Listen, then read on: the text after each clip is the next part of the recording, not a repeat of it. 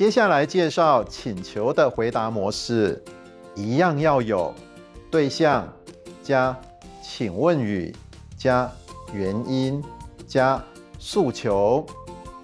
你要求圖書館唔地路，你會用版問人。套用回答模式，对象是幫咪，请问语請問一下，原因是我想要求圖書館，訴求是要用版行長車。完整的句子就是幫咪請問一下，我想要求圖書館，要用版行長車。我們再來練習一題。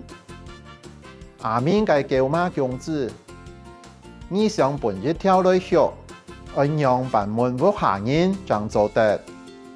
套用回答模式後，我們就可以這樣回答：阿咪，拜託啦，我想要學一條阿明不下嘅細轎子，做得橋搬一條來麼？我們再來多練習一種回答。我們試着先講原因，再講請問語。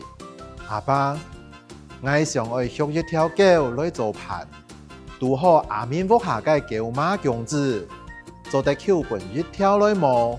拜託啦。